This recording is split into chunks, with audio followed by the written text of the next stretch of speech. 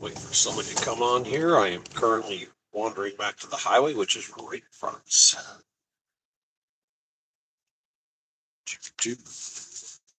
Well,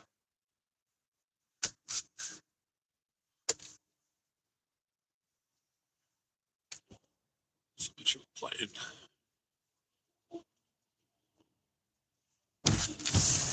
I give this about 2 minutes.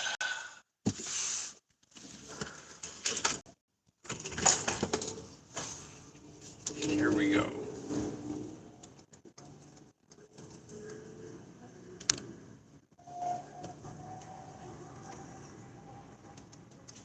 Going back to my beloved 62 miles an hour.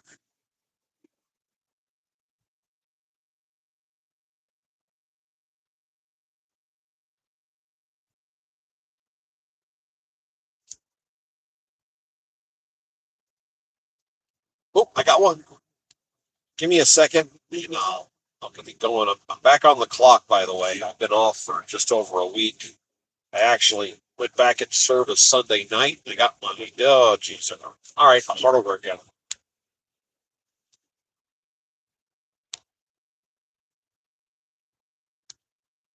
Speed.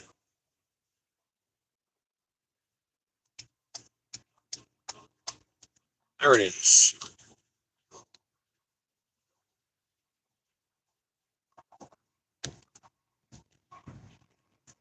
And we're cruising. One more because I know this lane goes away.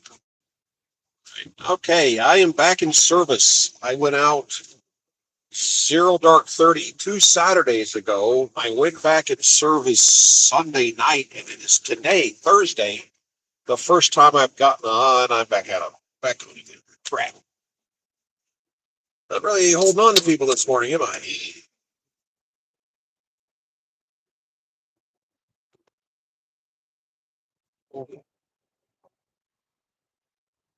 All right, here we go again.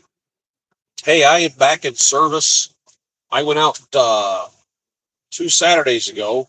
Went back in service on Sunday night, and this is my first load out of Houston. I had a couple of false starts, but I'm actually going. Hey, how you doing this morning? So I am boogieing back up north. I live just north of Houston.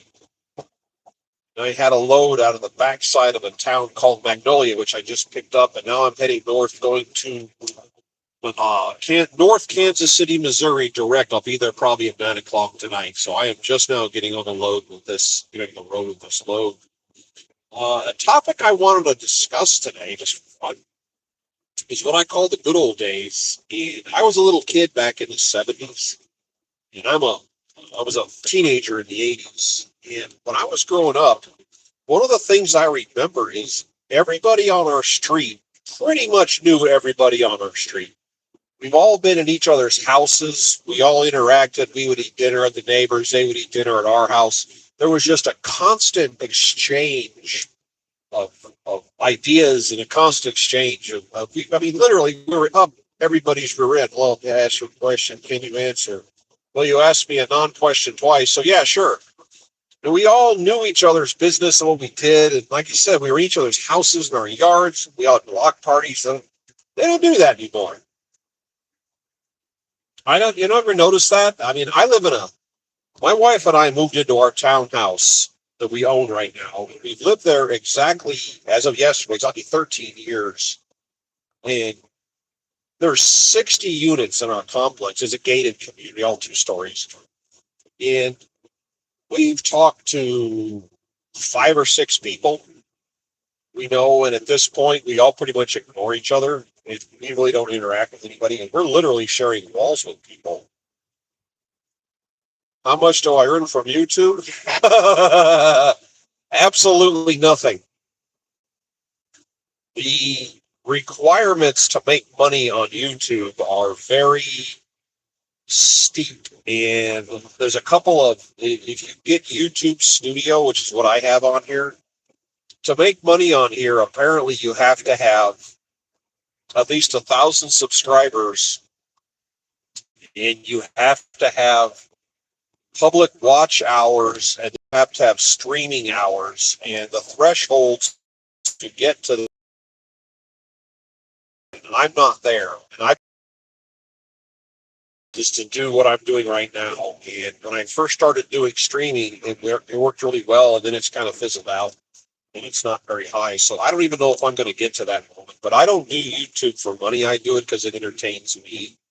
I wrote a handful of books that are ebooks. You find them on Amazon, and that's kind of how I entertain myself. Now I do this because I'm driving down the road, but I'm not making any money doing this. I may at some point, if I get enough people to watch my streams, I can get there, but it hasn't happened. So the answer is nothing. But I don't do this. Like I said, I don't do this for money. I do this to entertain myself. And my YouTube page is mostly just telling jokes and stuff, just to make people laugh.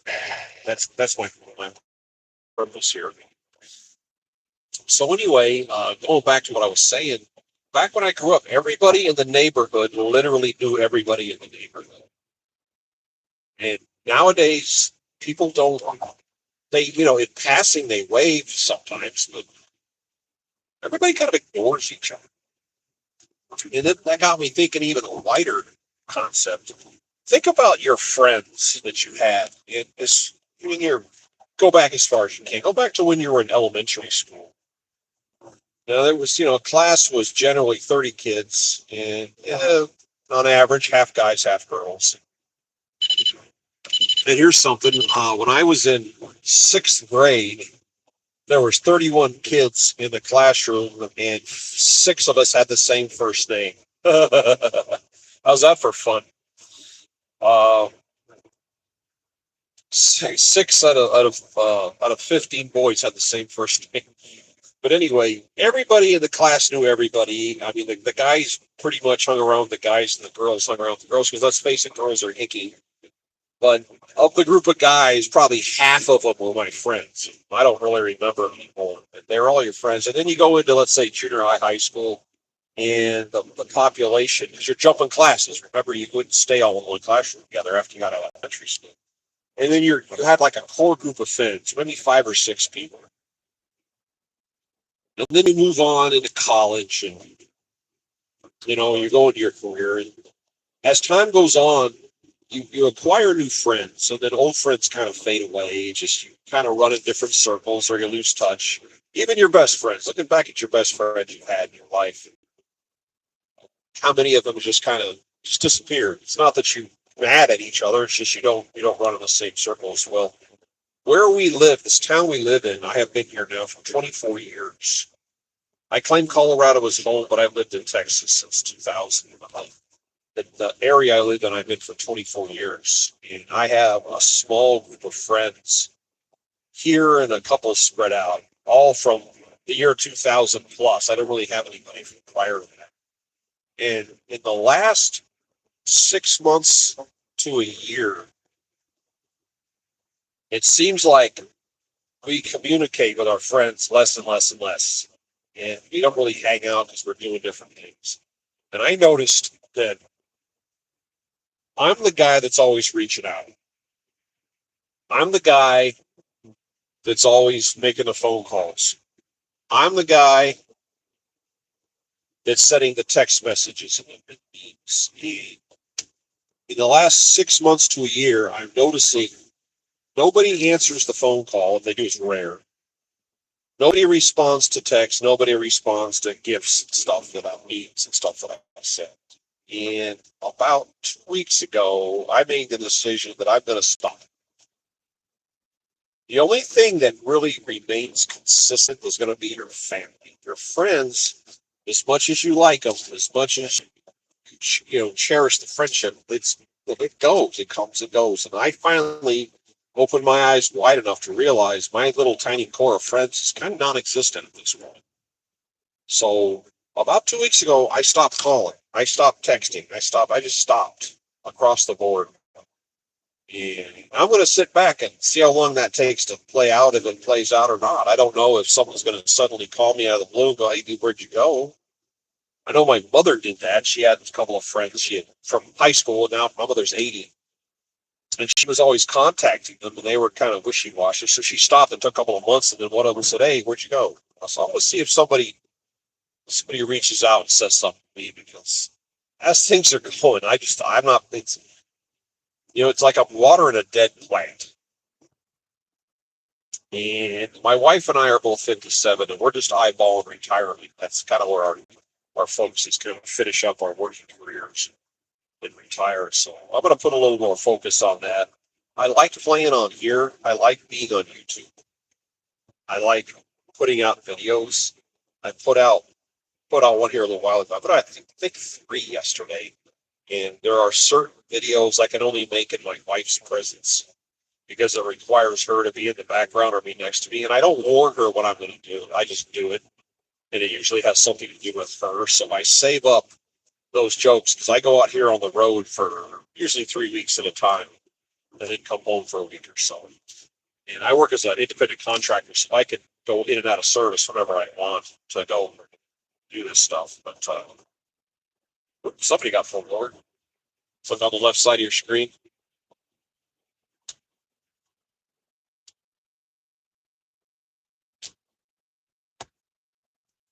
It's kind of weird. I don't think I've ever seen anybody pulled over up here. This is I-45 north of Houston, and we are northbound right now. Well, when I went off the clock this last time, I swore on a stack of Bibles I was going to find out how to play music. You could legally play and stream at the same time, kind of a background sounds to do this. And I kicked and clawed and fought the system and downloaded all these different apps and did all these things, and none of it works. So I am literally at the point of having a second phone in here, or a second recording device or player, to actually play music, so I can record and drive play music and drive. Legal music. You can't do copyright stuff. Wow, dude, you're in a big hurry to go over, aren't you? That's a lot closer than it looks on camera. That guy's big hurry. So that's where I'm at today. I picked up a little tiny pallet that I have here. It's 275 pounds, about knee high, from some little company back in the woods, some little outfit that's way off the main path. And I'm heading to North Kansas City, Missouri, straight shot. My GPS says I'll get there at 8:30, and that number always moves, so I'll probably get there at 9:30, 9 o'clock tonight. And I told my GPS to dodge toll roads, because I hate going to toll roads. So I got to do a little. There's an Indian reservation in Oklahoma that is a toll road, go around that. But that's my excitement for this morning. Back in service, had a bunch of. You've heard about married guys getting a honeydew list. My wife gives me my itinerary when I come home. We did a bunch of projects in the yard. We built the catio, which is an enclosed area for the cats to go through a cat door at the outside. They come back in the house without getting exposed to, other animals and whatnot. And we're in the process of making the cat door in the wall with the little tunnel that gets to the catio.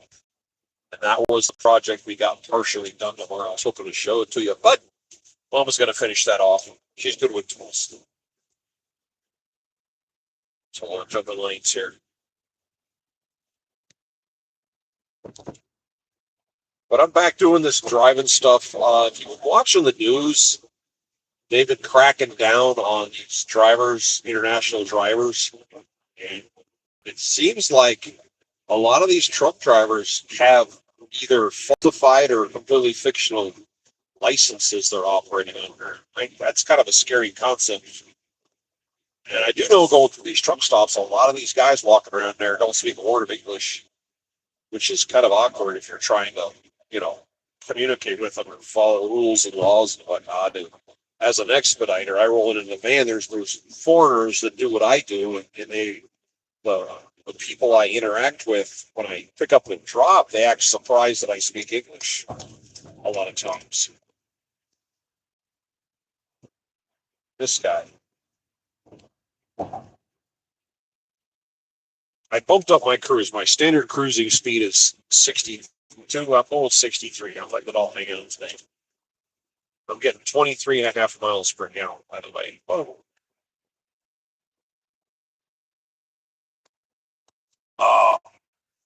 we're going to be doing some painting.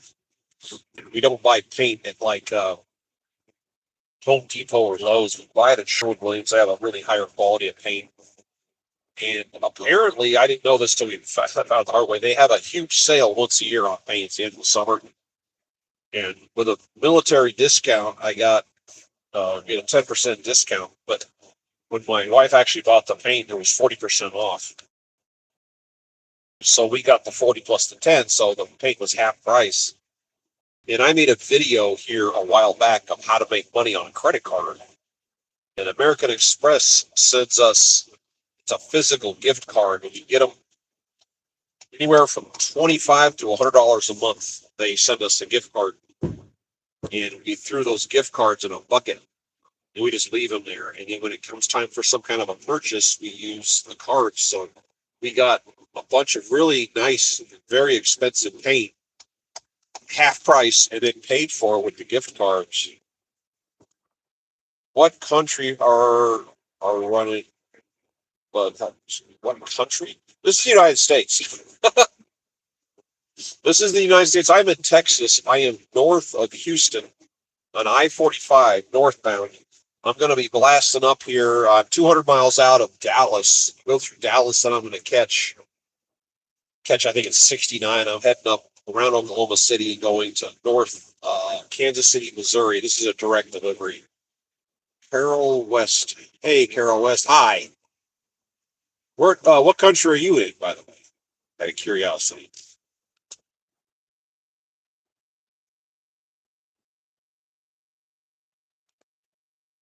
And hi back again. Yeah, like I said, where are you tuning in from? I have a lot of people from overseas. Ontario heading to Florida in December. Oh, right on. That's got to be a change of scenery. Big change of scenery. Yeah, like the main area where the kind of work I'm doing, this is expediting. It's miniature truck driving. The main area for this kind of work is the northeast part of the country, right up against the Canadian border, from let's say Illinois, Wisconsin, down to Kentucky, over to the East Coast. That's the area. It's the northeast part. Don't kidding. Cool here. Cool. I'm wearing shorts right now, and we're still running our air conditioners down here. Yeah, it's showing. It's what 9:45 in the morning. It's 79 degrees right now, according to the outside temperature. So yeah, it's still hot down here. I like cold weather. I have a preference for it.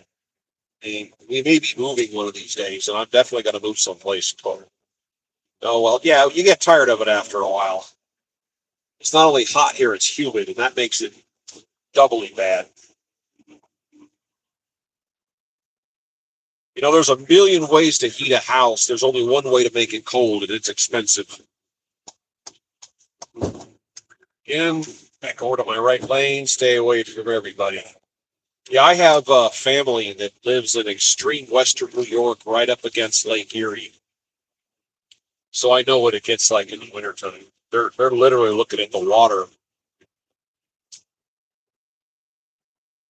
Uh, yeah, they're looking at Lake Erie. They can see it. It's maybe in a straight line, maybe a mile and a half from their house. They're on the slope of a hill looking down at it. So yeah, it gets surprisingly cold there.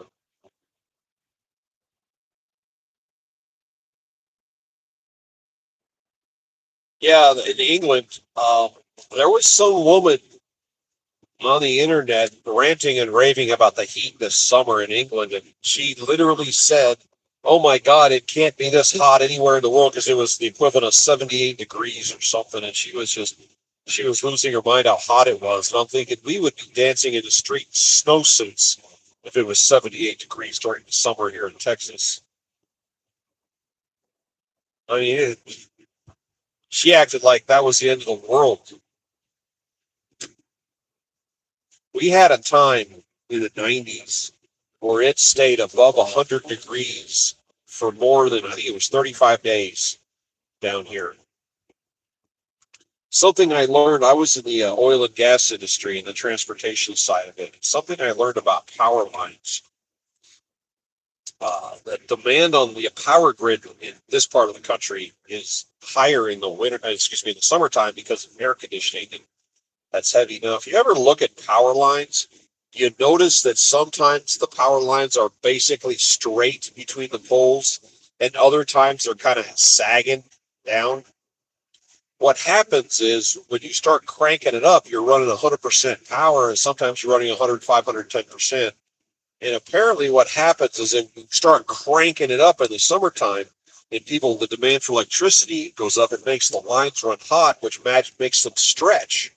And the maximum amount of power you can run through that line is when the lowest part of the line is 10 feet above the ground. So in the wintertime, when it's cold, and again, the demand for electricity isn't quite as high in this part of the world, the cold air will keep power lines cool, and you can literally crank more energy through them. You can make them push more power through them because this the wind and the temperature cools it off. But in the heat of the summer, it's the total opposite. So when you're driving around in the heat of the summer, look at the power lines and notice they're sagging. They're hanging down. And that's what that's from. And the guy says, what are we running at? And the guy said 120%. Like, geez. He goes, yeah, we're not to the 10-foot mark, though. We're good. What are these guys doing? Hanging out. Oh, straight ahead. Yeah, it is extremely uncomfortable. Hey, look straight ahead in the trees up here. You'll see Big Sam. Sam Houston, which is what Houston State, Houston is named after, but there's Sam Houston University. If you look straight ahead in the bushes, you can see it just behind the green sign. Take a look at this. Yeah, the summers down here last forever. But this is a statue of this guy right there. There he is, Big Sam. And there's a big sign on the side of the road that says, do not pull off here. If you want to go check out the monument, go into town, and everybody pulls off. Yeah, the heat starts early and stays late in this part of the country. And when you fly a helicopter that doesn't have air conditioning, you learn real quick if you've got a long hop as you climb as fast as you can because the temperature drops as you climb. And in the heat of the summer, flying offshore, we would claw our way up to 2,500 feet. KFC guy. That's not far away. The monument shows him bald with big old honking sideburns. But when I was flying out in the Gulf in the summer, you got like a 100-mile hop to go. You take off in a helicopter with no air conditioning. You climb, and you hit 2,500 feet, and all of a sudden the temperature would drop. It's like someone flipped the air conditioner on. And then you start cruising at that altitude, and you would get used to it. And you'd be like, oh, it's so much better. And then you get to your destination, you start your descent, and you're just slowly falling to the sky. And it's like you hit a wall of heat. And you drop back to that layer, and you go, oh, yeah, now I remember. Now it's hot, humid, and sticky, and nasty. KFC guy. Colonel Sanders.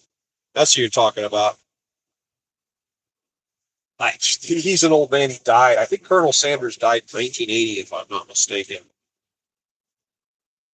It's this guy. This is the outskirts of Huntsville, Texas, north of Houston.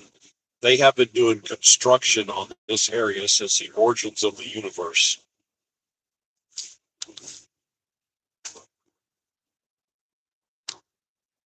I've lived here, like I said, I live north of Houston, the area I'm in now, since 2001. And this area has been under construction since then. I don't know what the deal is with these guys. If you're ever in the area, Huntsville has a lot of, let's call them antique stores. Antique stores and secondhand stores that sell some pretty neat stuff. My wife and I, we get on our scooter, get on the Bergman, and we come up here and go poking around these little back streets. Just Google it. Get on your phone and Huntsville antique stores, and they're everywhere. They're like all through the neighborhoods. There's some pretty fascinating things they have. This state's got a lot of history to it.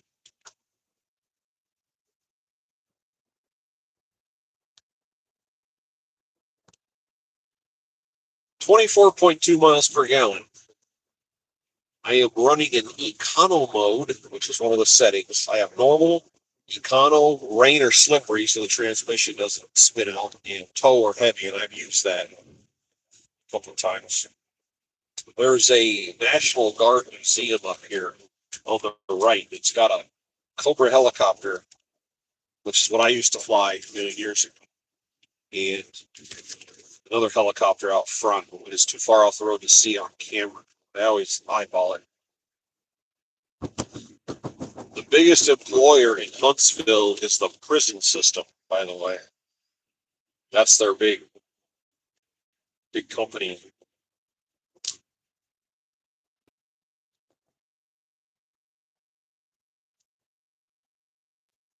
What are you hauling on this trip? I picked up from a little tiny company on the backside of a little town called Magnolia, north of Houston, on the west side of town, down a little tiny road, big warehouse. The guy put a pallet in here that weighs 275 pounds. It's tiny.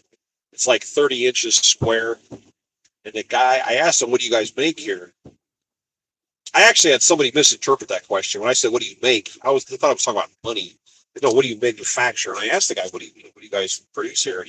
He said, oh, they're BTs. And this guy, oh, this side makes, ETs. I'm like, that's not helping. So it's some kind of a mechanical thingy in a box strapped down to a pallet. I don't even know what it does. I looked up the name of the company to kind of get see what time they opened up, because I got there super early. And it's some kind of piping, some kind of component that has to do with piping. But I'm taking it to a receiver that's open 24 hours, which is my favorite, because I like to get, when you're hauling a load, you want to get that load out of your vehicle as fast as you can. I'll get a load that says, okay, it's due on Wednesday and it's Monday, and I get it there Tuesday, just get it off the truck. Now you're back on the board to take another load, instead of just sitting around twiddling your thumbs, holding on to a load that you can't get rid of. So I'm going straight up there. The place is open 24 hours, says 2 a.m. Yeah, let's get delivered tonight. Get back a little, but I literally don't know exactly what that is, other than it's a mechanical thing that somebody manufactured. You're up in the core area, usually what you're carrying are auto parts. That's the number one thing. It's auto parts. Like, one of the funniest things I carried was 500 dipsticks, because they were short. They didn't realize it. Imagine that being the one thing keeping you from putting your vehicle out, a dipstick. Talking about dipsticks, I was up at a Ford plant here a while back, and it's up in Detroit, and their plants go on for miles. It's incredibly how big it is. And I had some trouble finding my way in, and I finally got to the gate, and there's like a guard shack right there at the end, and there's a gate. It swings up and swings down. There's the you see, there's the Cobra. You can't see it, but to the right of that whitish building, kind of in the middle, off-white building, there's a Cobra helicopter up on a stand that's tan color. It's really hard to see on film. That's what I used to fly way back in the day. I should pull in there. All the years I've lived here, I've never been to that. It's called the Remembering Hearts Veteran Museum. Yeah, I may come up here when I get back. That'll be an excuse to take my wife on the school thing. Anyway, I went to this Ford plant, and the fences around the plant were 10 or 12 feet tall, and at the base of the fence were those concrete blocks like you see on the interstate when they're doing construction.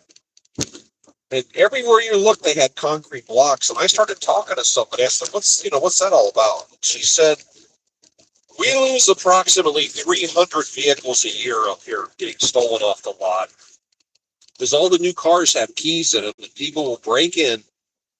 10 people will come in, grab cars, and somebody will grab a vehicle for the sole purpose of ramming the fence to make a hole, and they drive off. So they had to line the entire plant with concrete blocks. And then they put up this super duper heavy gate that lifts and closes. And then they would just ram the gate. So while I was sitting there, they were bringing a forklift to me. I'm out the parking lot. I'm sitting there watching this gate, and there's a woman sitting in a pickup truck in front of the gate. And I'm like, that's kind of a weird place to park. And a vehicle pulls up to the gate entrance from the inside. They sit there for a second, and then the gate starts to move. And the lady in the pickup truck puts it in gear and she pulls forward. The guy goes out the gate. The gate drops instantly. She backs up and parks again. I'm thinking, lady, you could just park the truck somewhere else. That was her job. Her job was to pull forward, 25 feet, and then back up again. And pull forward and back up. Pull forward. She literally had to physically block the gate with a vehicle to keep people from stealing vehicles and driving out the gate. Could you imagine having that for a job? Because people want to steal your stuff that bad? That to me was mind-boggling. But everybody's got their favorite brand of vehicle. Honestly, I like Ford products. Some people like Chevy. Some people like I like Ford products. I'm driving a Ford product right now, so I'm happy with it. What's this guy? This guy on the right side of the road up here is looking suspicious. Oh, that's not a cop. He's got bags on him for the flying. Go ahead, AJ.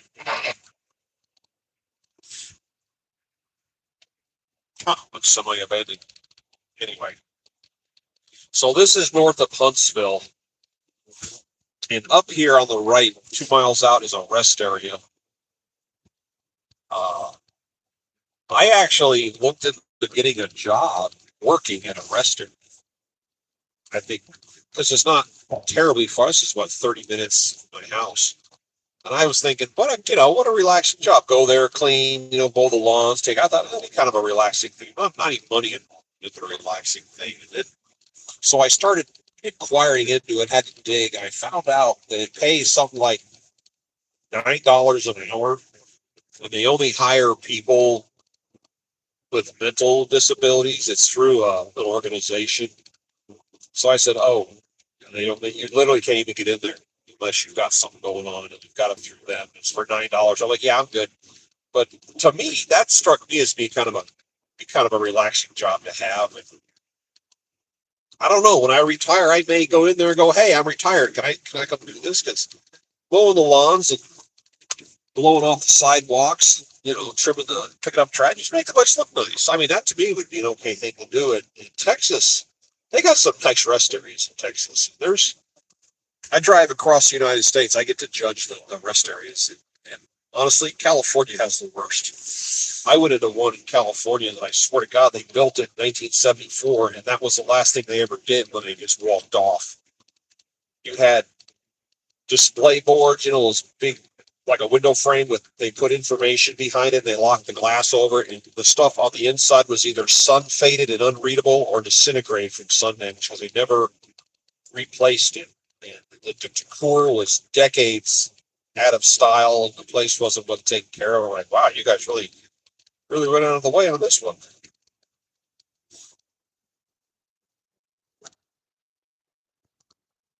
And if you're tuning in from overseas, rest areas on the highway are just convenient places to pull off and stretch and pee, and let your dog go for a walk. And Texas is big on play areas for little kids. You're driving on a trip and you got little kids in the car, and they don't do good bundled up. Remember recess back when we were kids? You got to let them unwind. You got to let them spend the energy. So you go into these rest spots, and they'll have a play area that's actually shaded because the sun down here makes all the stuff untouchably hot. You let your kids out, just cut them loose and let them run around for 15, 20 minutes and burn off all that energy that they're full of. And which is a conversation. Yes, exactly. Poop. It's a conversation my wife and I have. You go to the grocery store, and there's somebody that's got some little kids with them that are 3, 4 years old, and they're literally holding the cart and they're bouncing up and down, they're jumping. And I always walk by and say, hey, if you could figure out a way to bottle some of that energy, you could be a millionaire. Just myself included, every adult I know would buy it if you could sell that energy. You just don't even know where to go, so you just jump up and down.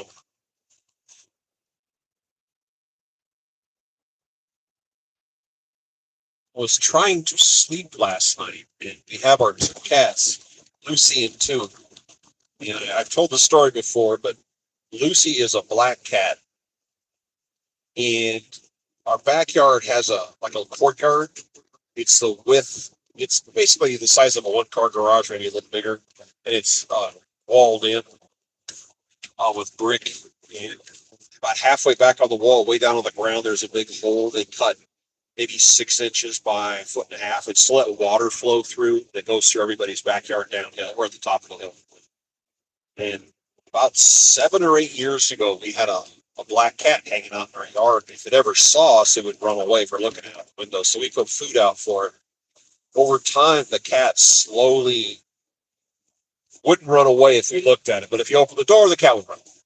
And then the cat would go to the opening to run out if you open the door.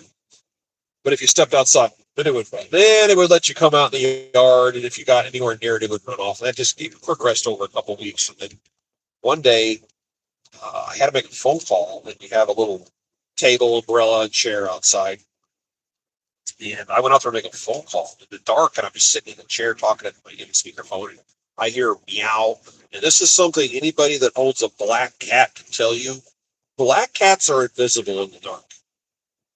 If you have a black cat in your house and you get up in the middle of the night to go pee, you are going to kick the cat because you can't see it. So I'm sitting out there in the dark and I hear meow and I'm looking around because there's something like when I look around, there's a cat out here somewhere and I'm looking, and all of a sudden it's rubbing my leg and I reached down and I scratched it. I was like, oh, okay, you got brave. So I kept with my phone call, I kept rubbing the cat.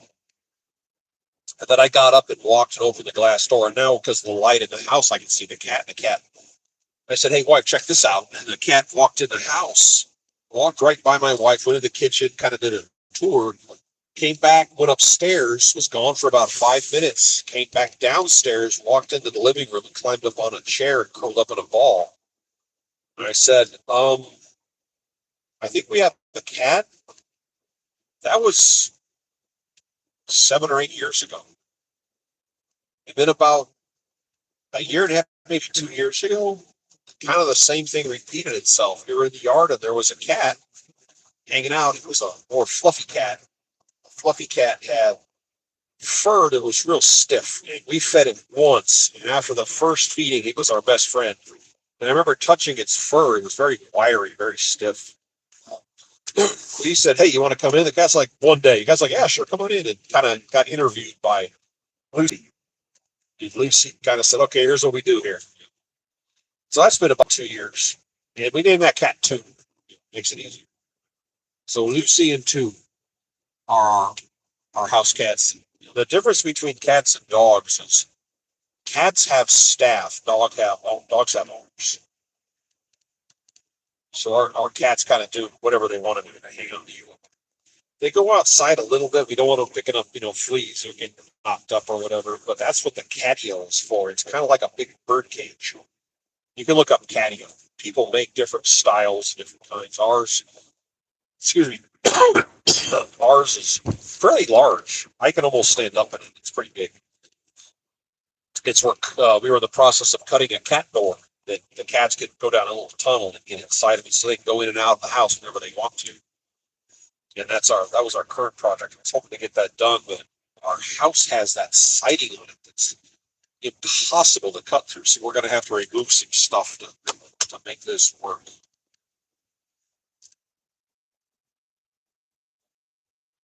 I always thought this was northbound, but this isn't going northwest right now.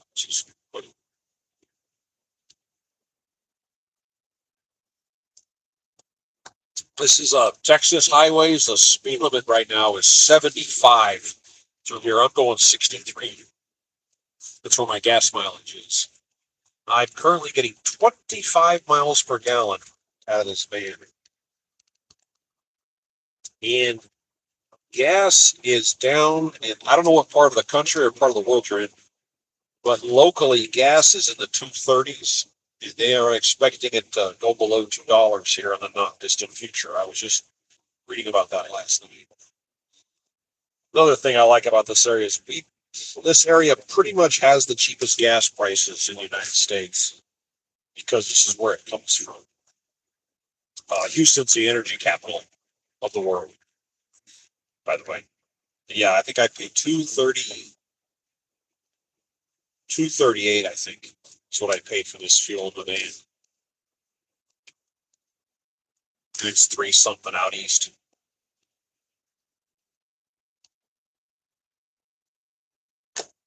My wife bought a. I don't want to call it paint, but you know the black plastic on your car over time, or truck, usually SUV. The black plastic gets sunburnt and it starts to get that light fade. She bought that fancy stuff that you put on a sponge and you wipe it on all the black. This vehicle has a lot of black on it, and it made the fan look new. You get alcohol, wipe it down, make sure it's clean, put the stuff on, let it sit for a few hours, and wipe off the film on top, and it's done. She did the whole vehicle. Well, I was hoping it. Basic vehicle with me. Really like it.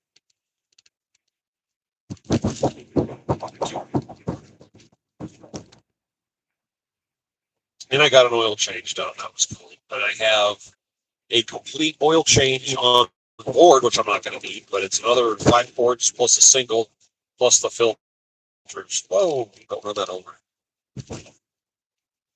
So I'm good to go on oil change. You go into a oil change place, they want like $110 change the oil. I get the oil and the filter off Amazon for like $32. Synthetic oil, mind you, for $32. So I'm going to keep doing that. Do it myself.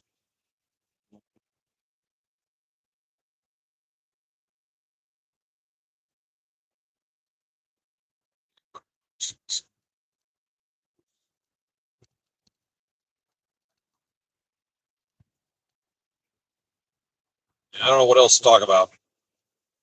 I was just thinking about how the world's been changing, and I had to go pick up this load in traffic. I'm going against rush hour, and I was kind of getting frustrated because the light would turn green and nothing would happen.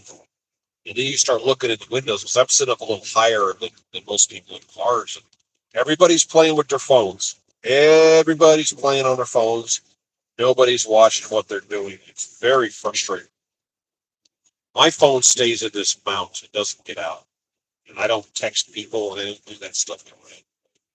But it seems like 75% of the people, if you look out your windows, are playing with their phones, and the passengers, it's usually closer to 100%.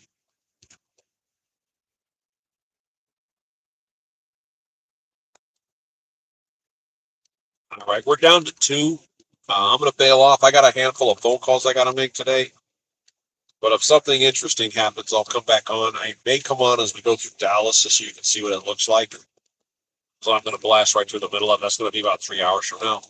But I'll catch up with you guys later.